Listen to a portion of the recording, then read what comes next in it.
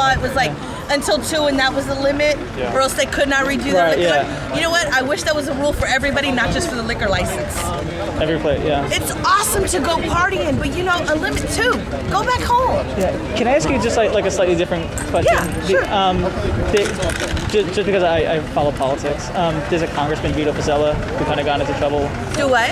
Who got into trouble for like having a child out of wedlock. And you're a mom and stuff. I just wanted to know like what you thought about that.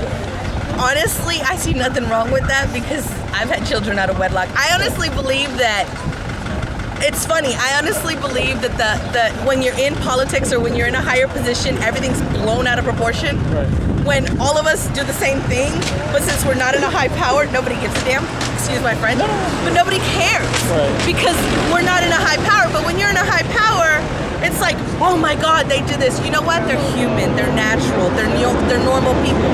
You know, we had a huge scandal with the president because he did what a normal guy would do, and yet they put a wrong person in office that has messed us up because he's innocent. No, he's not innocent. He's an idiot.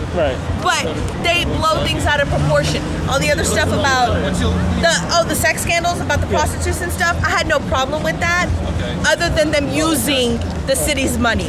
That's an issue. But to be with prostitutes, oh my God, everybody does it. It's a natural thing of life.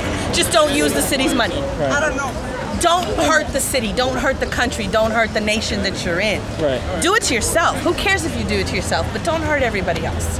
You know, it's something that's gonna hurt us, taxes, all that other stuff. And then, do you know who you're gonna be voting for president? Oh my God, to be honest with you, I really don't know. I was really high for Clinton, but now I really don't know. They've changed so much since they first started, and their promises and everything, I've heard it before.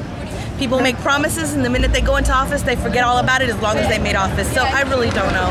It'll come to the last two into it. It looks like it might be Barack and John McCain. Then I'm pretty sure I'll vote for McCain. And I'm a Democrat, but I really want to go for. I don't want to be one of the people responsible for possibly Barack being a wolf in sheep's clothing. I really don't want to be one of those people that voted for something like that. What do you mean a wolf in sheep's clothing? Because of so many things that they've mentioned about him, about maybe undercover, you know, because of the outfit he was wearing. So I wouldn't want to be that because he really is not. He never served in the military. So that's something. I mean, every single president we've had has served in the military. So you understand what I'm saying? Well, most of them. But it's like a routine. It's a routine. It's a routine. It's a routine. And to be honest with you, I'm more for whoever goes for immigrants. That's me. I'm more for whoever votes for giving immigrants, at least the ones that are here and never gotten into trouble. Path to citizenship. Yes. Not even citizenship, more or less their residency, and let them fight for their citizenship. But give them permission to work in the United States without having the fear of being deported all the time. You know, let them fight for their citizenship. I can agree with that. But at least something to let them stay here and earn what they're trying to get.